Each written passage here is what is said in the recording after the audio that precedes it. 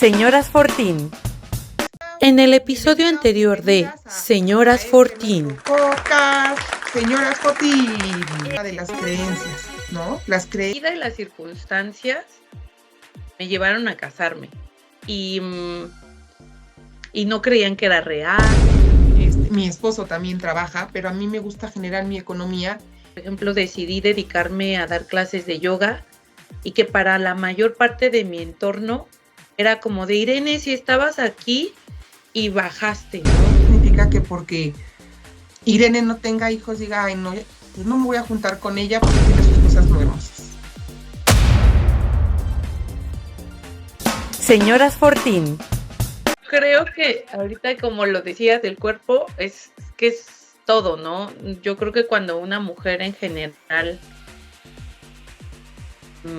se embaraza, por la razón que sea, toda su vida se transforma. Y de hecho hay muchas creencias tradicionales, ancestrales, que dicen que cuando un bebé nace, una mujer muere y nace una mamá. Porque precisamente no solo le das el espacio en tu cuerpo, le das el espacio en tu vida.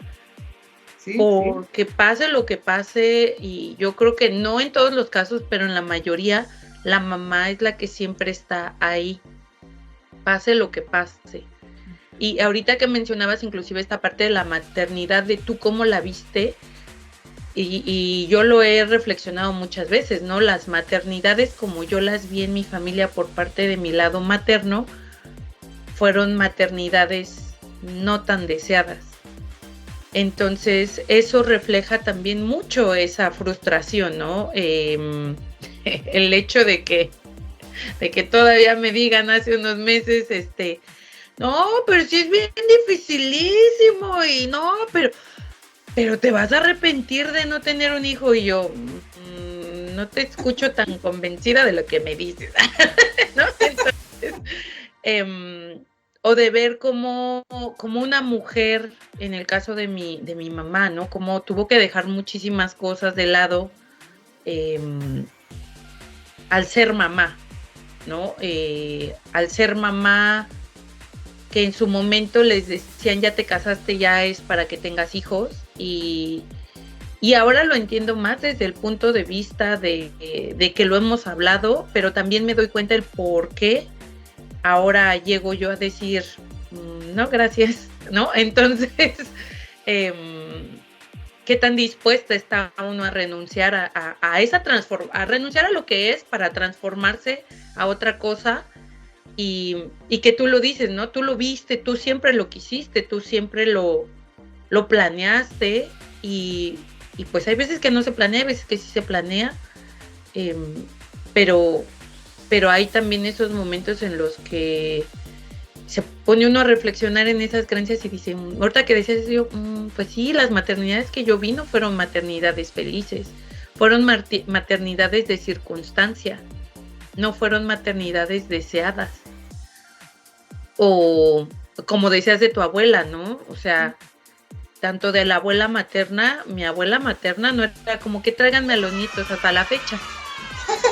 Con los bisnietos, ¿no? Los bisnietos hasta la fecha, ¿no? O sea, no es como que sea muy amorosa, y del lado de mi papá tampoco. Yo creo que mi abuela decía que quería mucho a sus hijos y a sus nietos. Y mi abuela nos lo demostraba aprendiéndose que me gustaban los chiles en vinagre que ella hacía y mandarme un bote, ¿no? Que a mí me gustaban los gatos, y cuando no teníamos gato en la casa nos mandaba un gatito. Casi se lo metía a fuerzas a mi papá para que tuviéramos un gatito en la casa. Pero no era de vénganse los nietos, al contrario, era de si estábamos en la casa de la abuela, no toque nada, no mueva nada porque la abuela te va a regañar, esto, el otro. Entonces realmente, si lo vemos, a lo mejor en una comparación, no de ay, tú fuiste mejor que yo, sino en el sentido de cómo todas esas creencias afectan al desarrollo integral de un ser humano y llevan a un punto, ¿no? Tanto de una decisión o de otra. Te lleva a una decisión, exacto. Ajá, te lleva a una decisión por lo que viste, lo que sentiste, lo que absorbiste, y y que yo podría haber también desarrollado el decir, yo quiero tener muchos hijos para yo darles lo que a mí no me dieron, etcétera, etcétera, pero pues yo me fui al otro lado, ¿no? Así de, no, gracias. Tienes dos caminos, ¿no? Ajá, sí, ¿no? O sea, y ahí está como también parte de la personalidad de uno a la hora de estar desarmando y armando estos rompecabezas, ¿no? ¿Qué sí deseo, qué deseo modificar o qué definitivamente ya no quiero, ¿no? O no quiero más en este camino de la vida, que apenas vamos a la mitad, yo creo. Sí, definitivamente eso es, pues cada quien, ahí sí yo soy convencida de que nos toca lo que nos tocó, porque si uno no decide venir, bueno, dicen algunas personas que sí, uno escoge a sus papás, ¿no? Desde antes de nacer, pero inconscientemente. Yo hablo conscientemente, ¿no? Ya estando aquí, como dices tú decides, ¿no? Tú decides qué camino tomar. Yo tengo una historia muy personal que yo les hablo del gran amor, por ejemplo, maternal, y hay personas que se fueron por el camino maternal, que aman y adoran y dan la vida por sus hijos, y hay otras personas que vivieron la misma educación, la misma circunstancia, la misma historia, la misma todo, y se fueron por el otro, ¿no? Irene sabe esa historia donde a la vista del otro, no me puedo atrever a asegurar o aseverar, pero a la vista del otro no le importan sus hijos, nunca quiso a sus hijos, volcó el desprecio, que muchas veces erróneamente los humanos hacemos esto, volcó el coraje o el odio hacia el papá de los hijos en los hijos, ¿no? Entonces, como dicen, no es garantía, te presentan la situación como te tocó vivirla, y tú decides qué camino tomar, ¿no? Tú eres libre, ¿no? Lo que yo te decía, yo agarré a lo mejor todas las piezas y otras personas dijeron, no, a mí eso no me gustó, me empalagó, o lo vivió desde otro lado y dijo, no, a mí agarró el rompecabezas y le dio, pero así con todo en la mesa, y lo aventó y lo destruyó, porque y somos del mismo, pues de la misma educación. Pero es algo también que yo, ahorita que lo estabas mencionando, y a lo mejor nos vamos a salir un poquito ahí del tema, pero he trabajado en muchos círculos de mujeres, escuchando a hermanas hablar, escuchando a mamá e hija hablar, escuchando hermano, hermana hablar, y lo he visto hasta en mi círculo familiar, ¿no? De que, por ejemplo, dice una de mis tías, es que mi papá fue así o asá, ¿no? Pero eso ya no le tocó a mi mamá, por ejemplo, ¿no? Ok. Un año, ¡pum!, cambió algo. Les tocan historias diferentes. Ajá, y aunque a veces uno cree, porque pues uno dice, pues sí, a lo mejor no, yo puedo decir, mi papá no fue tan malo, o mi mamá no fue tan mala, o mi hermano puede decir, mi mamá no fue mala, pero a lo mejor a mí me tocó una mamá primeriza, y es otra circunstancia, y a mi hermano ya le tocó una mamá que ya no era primeriza, ¿no? Y a lo mejor ya era un poquito más permisiva. A mí me tocó un papá que volcó a lo mejor ciertas expectativas sobre su primer crío. y a mi hermano no, entonces, y que no puede ver, no necesariamente tiene que ser, mi hermano se lleva, no, o sea, puede ser una familia, como decía Pati, de 2, que casi siempre te llevabas año y medio, o 2 años máximo con el otro, o que a veces nada más era la cuarentena y órale. Vale, sí. Pero que sí hay algo que simplemente cambió, ¿no? Una mudanza fuerte, y es también a veces muy curioso. Yo lo he hablado con varias personas que me dicen, es que a mi hermano lo cuidaban más, ¿no? Y hablas con el hermano y el hermano te dice, pues sí estaba en la casa, pero a mí nadie me cuidaba, ¿no? Yo solito me crié. Y sí. Que le dices al hermano, bueno, ¿tú cómo veías a tu hermana? No, pues la hermana se iba ya con la otra familia o no sé qué, y pues yo creí que ella estaba bien y resulta que tampoco estuvo bien, ¿no? Entonces, sí. Es ahí muy relativo, por así decirlo, porque a veces algo a veces es una palabra, a veces es un momento que las cosas hacen que cambien, a lo mejor la madurez, ¿no? En el que sucedió una circunstancia, aunque le haya afectado a toda la familia, el accidente de alguien o la enfermedad de alguien o así. Entonces, o hasta el embarazo, no sé, ¿no? Puede afectar de muchas maneras y creo que ahí va el siguiente tema. Vamos al siguiente tema. Así, el premio está bueno porque ahí viene un tema que ha estado en boca de todos y que yo creo que precisamente lo que estaba yo diciendo desemboca ahí. La salud mental y a veces hasta emocional con la que vamos creciendo y que las creencias también afectan cuando empezamos a darnos cuenta que es importante la salud mental. Sí. Agarramos aire. Y las dos. Espérense. Déjenle tomo al agua.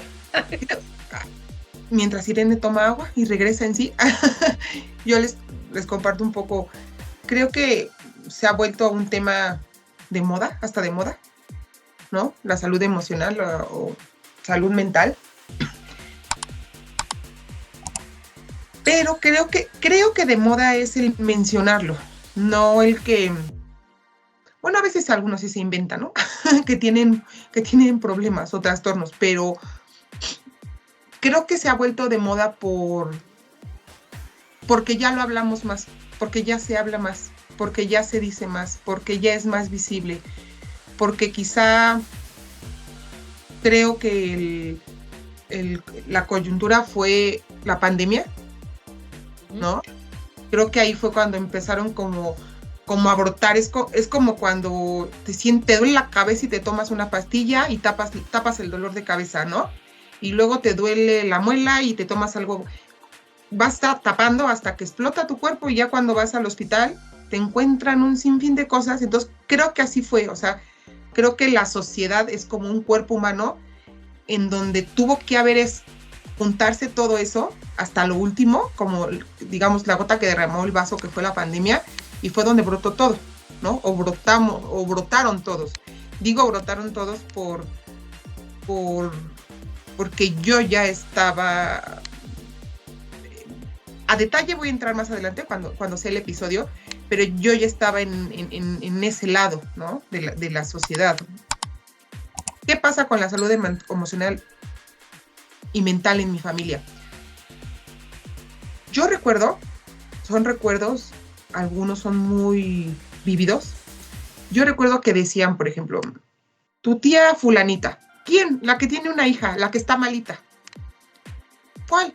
Se arrastraba y balbuceaba una persona, un adulto de más de 20 años, y no hacía nada más que arrastrarse en el suelo y balbucear. A todos los niños, pues obvio nos daba miedo, ¿no? Entonces, era tu tía la fulanita, la que tiene la niña malita. Hasta ahí. Nadie preguntaba, nadie ahondaba, nadie explicaba. ¿Qué es lo que yo hablo mucho con mi psicólogo? No le voy a explicar, por ejemplo, a mi hijo científicamente, pero le voy a explicar a su edad, ¿no? Pero a nosotros, por lo menos en mi caso, nadie nos explicaba. Solo era el comentario de tu tía fulanita que tiene la niña malita. Otro era, tu tío, ¿cuál? El que vive en León. ¿Cuál tío? El loquito. Y ya, ¿no? Te quedabas con eso. Era el tío, el loquito. Así fueron como... Voy a ocupar una palabra, o no sé si se puede ocupar, pero no son mis palabras, sino eran... Yo tengo un primo y decía, tu primo, el malito, lo voy a dejar así. Mi familia materna se refería a él como el malito, el hijo de tu tía, el malito. Qué bueno que en esta familia no hay malitos. ¿Por qué? Porque de este lado la discapacidad era más visible. O ellos eran más conscientes y la tenían tratada. Y acá no. Acá era la malita y el loquito. Y hasta ahí. En mi familia materna. Hasta ahí se acababa el tema. ¿Qué pasa ahí? Fuera de eso, en mi núcleo familiar, mi mamá siempre, para mí, siempre fue feliz. Mi papá, feliz. no existía no existía ningún otro sentimiento en la vida y en mi familia que la felicidad. Era el único sentimiento. Yo tenía miedo y mi papá me calmaba con sus herramientas, con sus posibilidades. Me decía, tranquila, ¿qué pasó? Es que tengo miedo, es que siento, porque para mí el miedo era desesperante, era desconocido, me asustaba, porque yo no conocía otra emoción más que la felicidad. Mi mamá nunca la vi enojada, nunca la vi triste, nunca la vi con ansiedad, nunca la vi... ¿Qué otra emoción? Miedosa, nada. Siempre era feliz. Y para mí, pues, obviamente para uno como niño es cómodo, ¿no? Siempre hay felicidad en la casa. Empiezo con los miedos, mi papá me calma a su manera, pero a mí se me hacen feos porque son desconocidos. El siguiente sentimiento es la tristeza y es, no puedo estar triste. Entonces, mis llantos eran de 2 minutos. Jamás se me prohibió llorar, pero eran mis llantos de 2 minutos y ya, así como del cambio, estás triste y te cambias la cara. Así fueron. En mi adolescencia igual. ¿Qué pasa? En mi adolescencia muere mi mamá. Yo no me enfrento a ese sentimiento porque yo no conocía la tristeza. Creo que cuando una persona fallece, estás rodeado de personas, ¿no? En el momento. No te deja eso procesar, no te deja sentir, no te deja enfrentarlo hasta que regresas a la realidad. Pero ¿cuál fue la realidad? Pues mi realidad era una niña de 14 años que yo me había quedado con la vida feliz y que fui feliz y que seguí feliz y que le seguí echando ganas a la escuela y que pasé iba en la secundaria, pasé a la prepa y los 15 años y la universidad y todo era felicidad, todo, porque mi papá se encargó de seguirnos haciendo la vida feliz. Pero empieza lo primero, yo empiezo a ver depresión en mi papá, o tristeza. Ahorita ya le llamo así porque pues ya vas conociendo los términos, pero yo empiezo a ver tristeza en mi papá. Enojos, muchos enojos, mucho mal humor. Empiezo a crecer, empiezo a experimentar alguno de esos sentimientos. No me gustan, me dan miedo porque nunca los conocí, nunca los había conocido. No sabía que eran normales y parte de mi vida. Y llego a la edad adulta y me diagnostican un trastorno emocional, ¿no? Por esa situación. ¿Qué pasa? Que para no entrar en tantos detalles, para dejarlo para el episodio, llevo desde los 21 años, sí. Y me atrevo a decirlo porque me ha costado, pero lo mismo que me ha costado me enorgullece. En el segundo rompecabezas que completo le he dado touch. Completo. No oculto mis emociones a mi hijo, ¿no? Que es lo que me toca a mí. Ahorita me toca en el sentido que hablábamos, de que es responsable de mí, de que yo soy responsable de su formación inicial. Me han dado crisis de este trastorno estando mi hijo. Me dio miedo primero, después se lo expliqué a su entendimiento, a su edad. Le he tratado de meter mucho el tema de las emociones. En mi familia no está permitido los hombres no lloran. No está permitido las muñecas son para niñas. El cabello largo es de niña. Y tú conoces a mi hijo. Y lo he enseñado. John Lennon pequeñito. Le he enseñado a defenderse con respeto, obviamente. Que apenas esta semana di una contestación que luego para que se queden intrigados, luego te la comparto en privado. Una contestación con tal respeto, pero deja de respeto, que la sintió, que a mí como mamá, que que pasé por ese tema, que no juzgo a mi papá, a mis papás y no los culpo, sino digo, hicieron lo que pudieron con las herramientas que tenían. Yo me doy una palomita como mamá al decir, creo que lo estoy haciendo bien, ¿no? Creo que si yo puedo evitar que una persona en el mundo no pase por todo lo que yo he pasado, el camino, me refiero al camino que fue encontrar lo que tenía, que fue entender y aceptar lo que tenía, que ha sido y es regular lo que tengo, que con una persona que yo contribuya a que no pase por eso, creo que me doy por bien servida, ¿no? En el mundo. Y digo una persona porque, pues, tengo un hijo, ¿no? O sea, si tuviera más, pues, con más hijos, pero sí, ese definitivamente es otro de los rompecabezas que los tiré, y ese no solo lo tiré, lo quemé y lo quemé lo hablo en sentido literal, ¿no? O sea, tuve que pasar por muchas terapias de todo tipo, muchos rituales de todo tipo para terminar con esa creencia. Me ha costado mucho. Creo que estoy más, ¿cómo dicen? Más acá del bien que del mal, o sea, lo que me refiero es del camino recorrido. Sigo trabajando, pero sí, es así. Sí, quiero decirles que totalmente fuera, tachada, tirada, y para no alargarme más, para no es voy a decirlo como yo sé pronunciar, Irene, para no spoilear el capítulo de la salud mental. Lo único que les diría es que si alguien se siente identificado, busque ayuda. No está mal pedir ayuda. No estás mal, no eres raro, no estás loco, no eres diferente.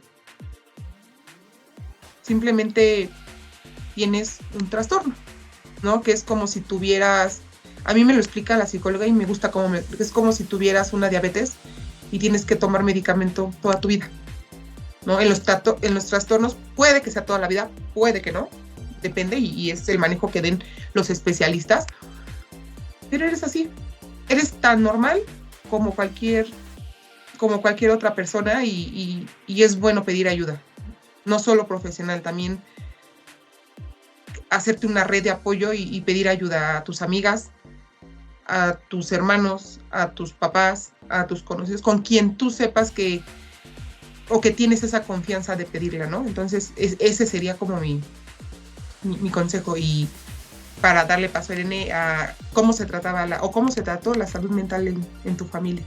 Híjole, pues yo creo que era un tabú también. Yo recuerdo que hace muchos años, cuando mi abuelo todavía vivía, a lo mejor hace unos 30 años, mi abuelo mencionaba que de repente le daban taquicardias, mi abuelo materno. Y ahora no ahora, ya desde hace un tiempo, yo dije, pues le daba ansiedad. Pero era como, ¿cómo crees que mi abuelo, o sea, él mismo, ¿no? Ni siquiera que yo dijera, ¿cómo crees que a mi abuelo le va a dar ansiedad? El término ni siquiera estaba en ese momento como en boca de gente en general. No había términos como depresión, ansiedad. Simplemente te decían, estás triste, estás mal, estás loquito, es algún término, si no es que peor, a veces te decían. Y para una generación como la de mi abuelo, pues era de yo tengo que sostener todo, pase lo que pase, siempre, ¿no? Entonces, mi mamá, ella sí, yo la llegué a ver encerrarse en su cuarto, llorar, encerrarse de no querer ver a nadie. Yo creo que no sabía cómo explicarnos. Yo creo que ni ella misma sabía qué le pasaba. Hace poco tuvimos una plática, hace como un año tuvimos una plática con mi tía y salió que pues más de una vez pensaron desvivirse por diferentes situaciones.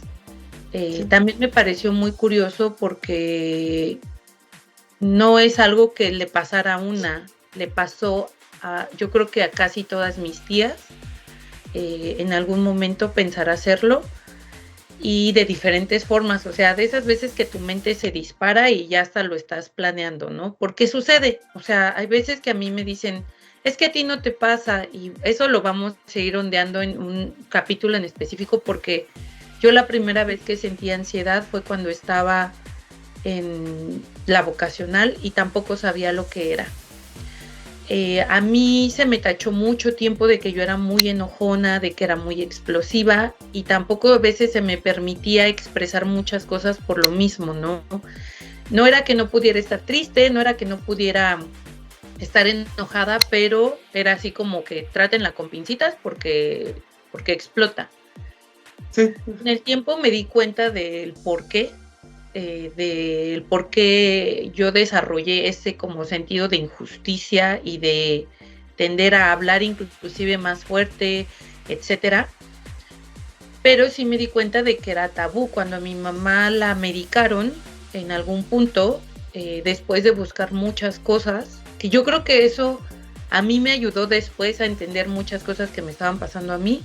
Mi mamá buscó ayuda en muchas cosas, muchas grupos de todo tipo también, porque no se hablaba, no había término. Ibas al doctor y yo me acuerdo que muchas veces ella fue al doctor y le daban pastillas así como XY, fue a homeópatas, todavía no había tantas como terapias holísticas, pero fue a homeópatas, fue a alópatas, fue a todos y no. En un punto, mi mamá ya estaba muy mal, que ya no podía tomar ni siquiera líquidos, no podía comer porque le daba una crisis y ya se la pasaba en el hospital, ¿no? Todas las noches ya despertábamos, yo estaba adolescente, despertábamos y no estaban en el hospital, porque lo único que podía hacer mi papá dentro de sus circunstancias era llevarla al hospital y que le pusieran suero. Y a veces el hospital o los doctores son como lo que te hace sentir seguro, entonces se te baja la crisis, ¿no? Y pues... La crisis de ansiedad, calma, se calma. Sí, era una crisis de ansiedad, entonces le daba muy fuerte, la llevaban al hospital, en el hospital sentía que pasara lo que pasara, le iban a hacer algo, aunque nada más la tuvieran con suero, y ya, ¿no? Se le bajaba y otra vez, yo fue cuando despuesito me di cuenta de que yo tenía ansiedad. En ese momento no sabía que tenía ansiedad y me tomaba una aspirina porque me dolía como la cabeza y me tomaba una aspirina efervescente. Porque yo decía, pues me duele la cabeza, ¿no? Y me tomaba una aspirina efervescente, como que eso me calmaba. Realmente pasaron muchas situaciones de cuando a mi mamá la empezaron a medicar, hasta que la dejaron inclusive de medicar porque le daban una pastillita así chiquitilla, chiquitita, y la partía como en 4 pedazos y traía sus pedacitos y se los tomaba, porque también el doctor le empezó creo que con la mitad y le bajó hasta que ya casi nada más echaba ahí una borona, ¿no? de medicamento. Y fue el único doctor que le pudo decir, usted tiene ansiedad. A mi mamá le generó mucho conflicto, porque le dijo, no tiene nada, es solo ansiedad. Y pues en ese entonces el que te dijeran que tenías ansiedad era como eso, ¿no? Estás mal, ¿qué te falta en la vida? Etcétera. Cuando tienes una familia y tienes todas estas creencias y expectativas que la sociedad te planteó, las tienes, ¿por qué habrías de estar mal? No, la mamá no se enferma, la mamá... ¿no? Ajá, sí. O sea, la mamá hace de comer, plancha, lava, tiene a los hijos limpios, nunca se enferma, ¿sí? Ajá, y una mamá que hacía eso, tenía un esposo que proveía, tenía unos hijos que pues no le daban tanta lata. ¿Cómo, no? ¿Cómo que te ibas al gimnasio? O sea, ¿cómo? Y no que viviéramos así como en la superopulencia, pero pues se podía ir al gimnasio, hacer sus aeróbics, etcétera, ¿no? Tenía tiempo para sus hobbies, o para sus emprendimientos, pero le costó a ella mucho trabajo asimilarlo, afortunadamente cuando a mí me sucedió ya en un nivel muy elevado, mi mamá ya tenía las herramientas para decirme, te llevo aquí, te llevo allá, te llevo a todos lados.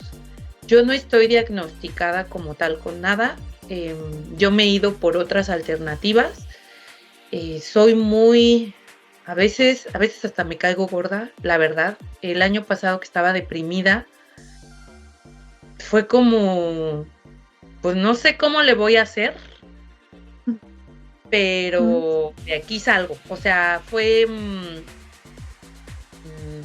por eso a veces hasta me caigo gorda, porque de repente era de... Me sentí como en un desierto, ahí parada, y volteaba para todos lados y no había nadie, y dije, pues dale, no hay de otra, ¿no? Y hay veces que me dicen, si tuvieras hijos, eso sería tu impulso. Si tuvieras esto, eso sería tu impulso. Si tuviera, en ese momento, al menos el año pasado, que yo tenía ya muchos años de no vivir con ansiedad, el año pasado cuando tenía ansiedad y depresión, mi único impulso era yo. Y yo sé que no es fácil. Mucha gente me dice, es que me lo cuentas como si todo hubiera sido sobre hojuelas y no sé qué.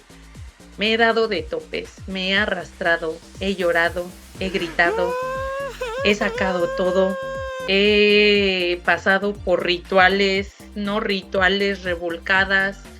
Me he dado yo sola mis propias revolcadas para poder agarrar la fuerza que no sé a veces de dónde me sale para seguir.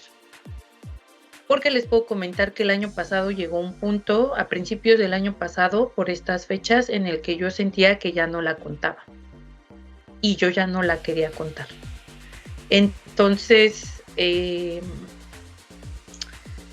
un tema fuerte, delicado, pero yo creo que el hecho de que nos abramos a hablarlo desde esa vivencia, desde encarnarlo y haberlo vivido y superado de la forma que sea, porque no tiene nada de malo estar medicado, no tiene nada de malo que uno busque otras alternativas, no tiene nada de malo que busque una red de apoyo, tanto médica como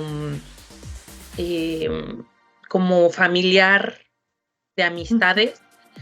Va a haber momentos en los que si una cosa no te sostiene la otra, y va a haber momentos como los que yo les decía, que tal vez vas a voltear y nada más vas a ver los pastitos rodando y no va a haber nadie a tu alrededor, pero que todo eso, esas herramientas, hasta el hecho de hablarlo, le sirvan a uno para agarrar la fuerza y decir, le sigo. Uh-huh. Sí. Porque siempre hay opción, pero uno decide, ¿no? Le sigo. Me costó mucho trabajo la última vez y yo creo que fue por la circunstancia de la soledad, que nunca ha sido mi enemiga, pero sí se estaba volcando encima mío. Y también agradezco todo ese previo que hubo, ¿no? Que ya en algún momento ahondaremos en todo ese previo, porque también yo les puedo decir que de las primeras veces que vivimos ansiedad nos daba juntas estando en camino al servicio social. Había momentos en los que Pati decía, hoy no puedo ir, Irene, ahí a medio metro, ¿no? Así tomando el metro, hoy no puedo ir, vete tú, diles que no pude ir. Y hubo momentos en los que era yo la que le decía, ay, Pati, no, hoy no puedo ir, en serio que hoy no puedo ir, porque nos íbamos juntas, nos regresábamos juntas, etcétera, y yo creo que en esos momentos estábamos viviendo como un inicio de lo que podía venirse, ¿no? A futuro, pero que también no sabíamos realmente lo que nos estaba pasando, no sabíamos qué era ansiedad. Afortunadamente no era como de, ya te pusiste de loca, regrésate, ¿no? No, simplemente era de, bueno, pues regrésate, nos vemos mañana y me avisas cuando llegues, y viceversa. Pero sí estábamos ya en esos inicios, y como no se hablaba, ni siquiera les podría yo decir, oh, lo vivíamos tantas personas en el salón, o varios compañeros lo vivían, no se hablaba. Y yo, así como dice, está de moda, a veces sí digo, está de moda, como que ya todo el mundo se busca alguna espinita que quitarse, pero al mismo tiempo, al estar de moda, creo yo que se da esto de hablarlo, de decirlo sin tabú, sin miedo, sin ese miedo que, por ejemplo, mi abuelo vivía, de decir, si les digo que estoy nervioso y tengo miedo, ¿qué van a decir de mí? Y él lo vivió durante muchos años y no lo podía hablar. Y eso a veces yo lo pienso, fue lo que a mí, yo creo que me ha ayudado, ¿no? A decir, yo no me quedo callada, yo les digo a todos y que todo el mundo se entere. Ahora sí que todo el mundo se entere en YouTube. Porque el callarlo también afecta mucho. Y hablarlo, llorarlo, tener terapia de lo que sea, que alguien te escuche, eso puede hacer una diferencia grande. Entonces, si en algún momento alguien que nos esté viendo dice, es que yo he pasado por eso, busquen ayuda, en serio, busquen ayuda. Yo creo que en este video, pues vamos a tener que poner aquí links inclusive de psicólogos o apoyos, si ustedes conocen a alguien, porque es importante el precisamente hacer estos enlaces, porque una red de apoyo puede salvarte de eso, de esas decisiones que pueden ser definitivas y no tomadas con la claridad necesaria. Entonces, ya tendremos un capítulo donde ahondaremos muy profundamente en esto, porque como se dan cuenta, hemos vivido aproximadamente 20 años con estas situaciones. Entonces, sí. Entonces, no es un tema a la ligera, ni es un tema que yo creo que ya así digamos, oh, sí, yo lo he vivido, se acabó. No, es un tema que requiere profundidad, e inclusive estamos viendo posibilidades de traer a alguien que nos lo pueda explicar desde un punto de vista más profesional, sin necesidad de que digan, ay, ni saben, no sabes hasta que lo vives. Pues, y es como, es lo rico, creo, de este podcast, es lo rico, es, aquí no vamos a opinar de nadie, porque no podemos hablar por los demás. Aquí hablamos desde nuestra perspectiva, desde nuestras vivencias, desde lo que nos ha tocado a nosotros pasar, vivir, para llegar a, precisamente por eso el título, para llegar a esta edad, a donde dice, no es que digas, ay, estamos graduadas, ¿no? O ya vencimos todo, ¿no? Como ahorita dice Irene, ya vencimos la ansiedad y ya vencimos los estereotipos, o ya vencimos las creencias. No, pero sí creo que es una edad como definitoria, por lo menos así creo que nos está pasando a nosotras dos, una edad definitoria en donde dices, ¿te quieres quedar igual? ¿No? ¿O quieres seguir igual? ¿O quieres ver hacia adelante, no? ¿Quieres que todo lo que has trabajado, como dice Irene, o sea, ya de cuántos años, quieres que ahora sí ya lo que trabajaste empiece a rendir frutos, ¿no? Empiece a rendir frutos y empieces a, pues yo lo dejaría simplemente a vivir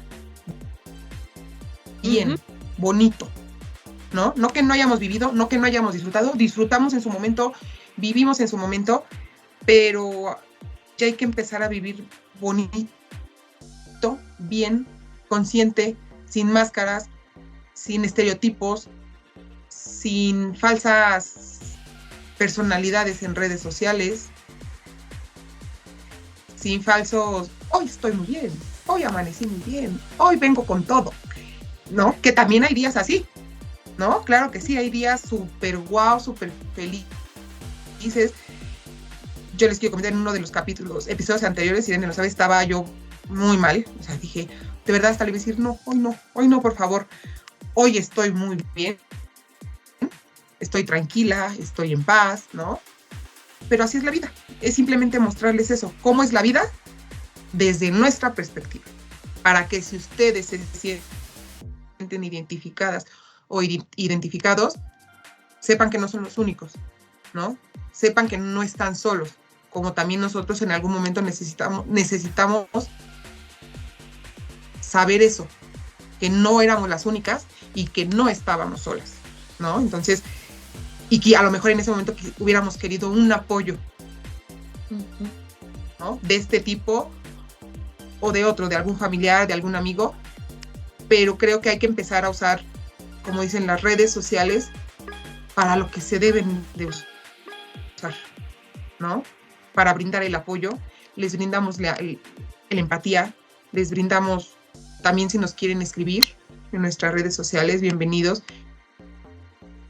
No somos expertas, como dice Irene, vamos a ponerles aquí unos links si gustan, no recomendaciones, pero quizá tenemos en el camino contactos de psicólogos, de psiquiatras, de terapeutas, de lo que les pueda servir. Si están sumergidos en un hoyo donde dicen, pues no encuentro salida o no conozco a nadie, o también nos pueden escribir y con gusto, ahora sí que no damos terapias, pero sí les podemos apoyar en lo que podamos apoyarles, y pues esperamos que este capítulo les haya gustado.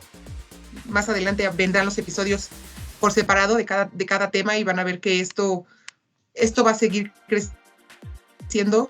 Queremos que la comunidad siga creciendo, la red de apoyo siga creciendo, que crezcamos juntos, y que nos apoyemos si es necesario, ¿no? Uh-huh. Yo soy Patricia Torres.